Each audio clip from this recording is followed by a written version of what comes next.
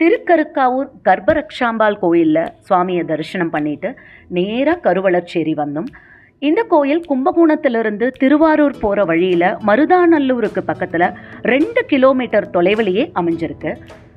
இந்த கருவளச்சேரி கோயிலானது 1000 ஆண்டுகள் பழமையானது அப்படின்னு சொல்கிறாங்க. இந்த கோயிலுக்கும் நிறைய சிறப்புகள் உண்டு, வாங்க பார்க்கலாம். இந்த கோயிலில் அகஸ்தீஸ்வரர் அகிலாண்ட ஈஸ்வரியை நம்ம வேண்டிட்டு போனோம்னா கண்டிப்பாக குழந்தை பாக்கியம் கிடைக்கும்னு சொல்கிறாங்க. கோயில் முழுக்க இந்த மாதிரி வளையலாலேயே அலங்காரம் பண்ணியிருந்தாங்க. பார்க்குறதுக்கே அவ்வளோ அழகாக இருந்தது. கண்ணாடி வளையல்களால் கோயிலோட ரூஃபில் முழுக்க அலங்காரம் பண்ணியிருந்தாங்க. இந்த கோயிலோட வேண்டுதல் முறை என்ன அப்படின்னு பார்த்தீங்கன்னா, அம்பாலோட சன்னதியில் நெய்யால் படி முழுகி வேண்டுதல் பண்ணுறாங்க.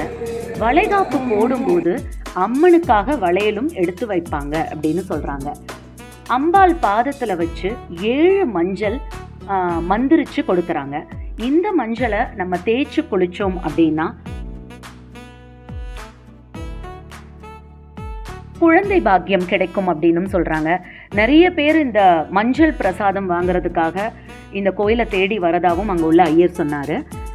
இது மட்டும் இல்லாமல் கோயிலில் இருக்கிற கண்ணாடி வளையல்களும் நமக்கு தராங்க. இந்த வளையலை நம்ம வளகாப்பு வளையலோடு சேர்த்தும் போடலாம் அப்படின்னு சொல்கிறாங்க. இது போல் மஞ்சள் பிரசாதம் கொடுக்குறாங்க. திருக்கருக்காவூர் கருவளச்சேரி 2 கோயிலுமே சேர்ந்து தரிசனம் பண்ணோம்னா இரட்டிப்பு பலன் கிடைக்கும் அப்படின்னு சொல்கிறாங்க. ஹோப் இந்த வீடியோ உங்களுக்கு யூஸ்ஃபுல்லாக இருக்கும். Share with your friends.